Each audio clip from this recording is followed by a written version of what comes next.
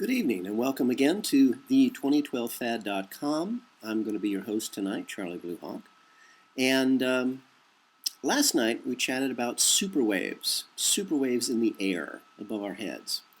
Well, hopefully way above our heads, traveling around our world on an average of 600 miles per hour.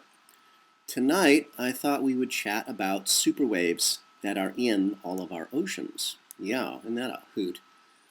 And I'm not talking about the super secret submarines that actually have flexible skins and can dive down to the bottom of the oceans like 32,000, 35,000 feet, not even notice it. I'm actually talking about naturally occurring rivers that exist in every major body of water on the Earth. Imagine a river within a river, as you will. The strongest, or perhaps the most obvious of these, are located in the Great Lakes between the United States and Canada. These massive landlocked seas have been known to swallow entire cargo ships whole, leaving no trace. This is the classic superwave. This is what people have attributed to UFOs, the Bermuda Triangle, death rays, whatever. No, it's just, again, a natural occurrence of the processes of the Earth. And again, we're dealing with water, lots of water, moving at the speed of sound. So what causes these superwaves? Well, the truth of the matter is no one really knows. But just last year, a cruise ship, and you know how big those things are, encountered a superwave in the middle of the open ocean. I forget which ocean, I forget what year, I forget what cruise ship. You'll have to look that one up. So yes, you will have to do some research listening to these little video blogs. Anyway, this superwave in the middle of an open ocean nearly swallowed this entire cruise ship whole. Now I know what you're thinking. I mentioned before the Bermuda Triangle. Ships have been disappearing there since recorded time. Well, that is true, but not because of anything natural. Our ancestors used massively large crystals as the source of their technology. We use electronics. They used crystals. And you know, the fact of the matter is a lot of our technology is based on crystals. Silicon crystals are the processors in all of our computers. But our ancestors used crystals on a massive scale. And there are a lot of people who believe that some of their larger crystals, their larger devices, survived the sinking of their continent or the rising of the water. Again, lots of water and not that much land on this planet. Take a look at a globe someday and take a real good look. It's sort of scary. And anyway, this crystal that they believe is still running happily in the Bermuda Triangle is still doing whatever it's doing and, you know, screwing our technology up. I personally have seen things just walking down streets that have to be some sort of bizarre technology. We'll get into that some other day. So anyway, what does this mean to us, you, me, right now?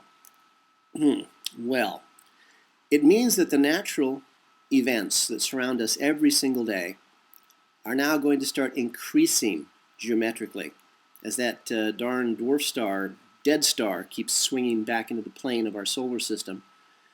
And all of a sudden we'll have 12 planets and not just our usual 9. And we'll be dealing with 2 suns, one alive, the yellow one we're used to, and one dead. Its dead companion, a brown dwarf star. Poor little thing didn't have enough mass to actually ignite. If you ever tried to light a barbecue, you know how that is. So anyway, here's some more fun facts for you to look up. A few years back, there's a fellow by the name of Charles Berlitz. It's the same fellow who got famous and rich teaching us to speak a lot of different languages.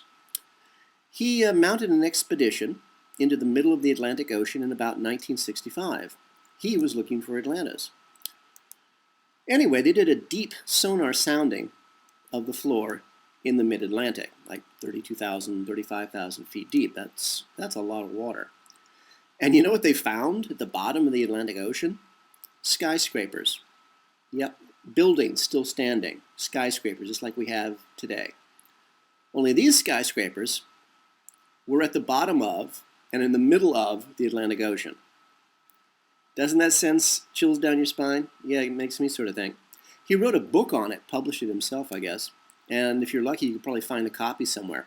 I had a copy when I was little, and it was a black fabric cover, and I guess it was I don't remember now, of course, about 165 pages, but it had copies of the sonar charts, and it showed the skyscrapers at the bottom of the ocean. That was really something. I'm going to try to find that book again. Now, another fun fact, look up the USS Thresher. It was back in the late 1950s and was one of the earliest nuclear-powered submarines in the United States. It was reported lost off the coast of the USA in the Atlantic Ocean. In fact, it was exploring the huge and very extensive cave systems that honeycomb the entire Earth, but they were entering it from the Pacific Ocean side. USS Thresher was exploring the massive tunnels and cave systems under the west coast of the United States, state of California. And it continued its way underwater in these massive tunnels, these massive, huge tunnels under the United States until it actually reached Nevada. It actually was underwater in tunnels, a nuclear-powered submarine. Again, these things are pretty big.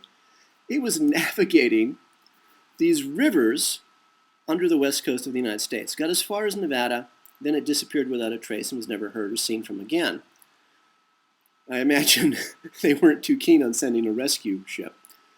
So imagine for a second that this is, again, a natural occurrence of our Earth, that our entire world is a network of natural, and in some cases man-made tunnel systems, massively huge, big enough for cities to be in and are in. There is a story, for example, from history, that in South America, the ancient Incas, I think it was, in order to escape the Spanish conquistadores, actually moved themselves and their gold into a natural highway that runs all the way from the southern tip of South America in Argentina, all the way to the very center of the United States. Seems that you can walk the entire way, and there are natural streams.